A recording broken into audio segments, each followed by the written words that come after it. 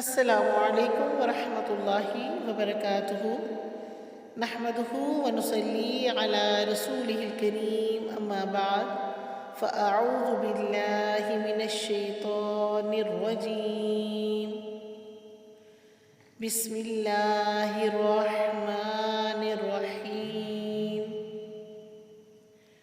ورتل القرآن ترتیلا۔ کیسے ہیں آپ سب؟ امید کرتی ہوں کہ سب خیر و عافیت سے ایمان کی بہترین حالت میں ہوں گے انشاءاللہ۔ سبق کا آغاز کرتے ہیں۔ سب سے پہلے ہم حفظ کی دعائیں دیکھیں گے، اس کے بعد انشاءاللہ ہم تلاوت، پھر آیت کی وضاحت کریں گے، پھر ہم لفظی ترجمہ اور پھر بامحاورہ ترجمہ دیکھیں گے انشاءاللہ۔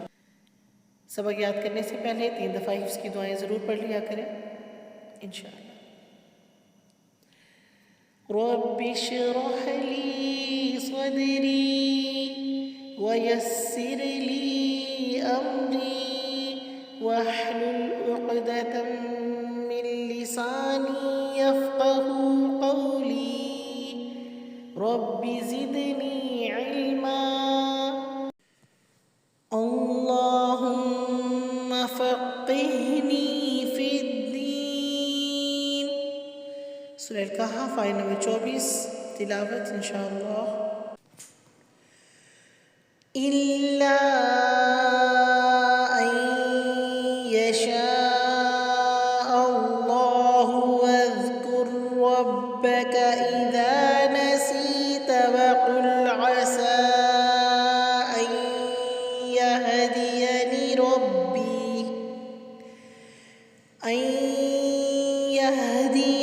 ربي لأقرب من هذا رشدا۔ اب ہم آیت کی وضاحت دیکھیں گے تجوید کے ساتھ انشاءاللہ۔ الا کلام تشدید کے ساتھ ہے تو 2 دفعہ پڑھا جائے گا اور اس کی مد کو ہم نے 4 to 5 کاؤنٹس لمبا کھینچنا ہے۔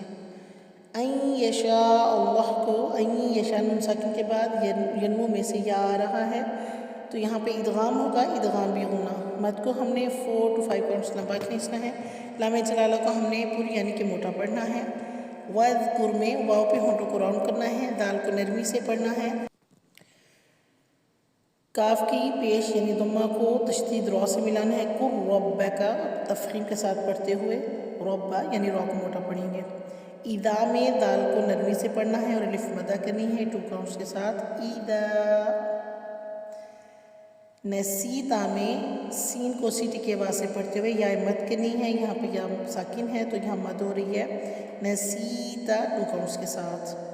وَقُل میں واو پہ ہونٹوں کو راؤنڈ کرنا ہے، قاف کو مخرج سے ادا کرتے ہوئے موٹا پڑھتے ہوئے قل، لام کو موٹا نہیں کرنا۔ عصا میں عین کو واضح کرنا ہے اور مد کو اپنے 4 to 5 کاؤنٹس لمبا کھینچنا ہے۔ ان یہدینی یہاں پہ نون ساکن کے بعد یا آ رہا ہے جو کہ ینمو میں سے ہے، یہاں پہ ادغام بھی غنہ ہو رہا ہے۔ ان یہدینی ربی میں را کو تفخیم کے ساتھ پڑھتے ہوئے یعنی موٹا پڑھتے ہوئے با کسرہ یا بی، یہاں پہ یا مد ہو رہی ہے 2 کاؤنٹس کے ساتھ۔ لِأَقْرَبَ میں قاف ساکن پہ قلقلہ ہو رہا ہے، لائٹ را کو تفخیم کے ساتھ پڑھنا ہے۔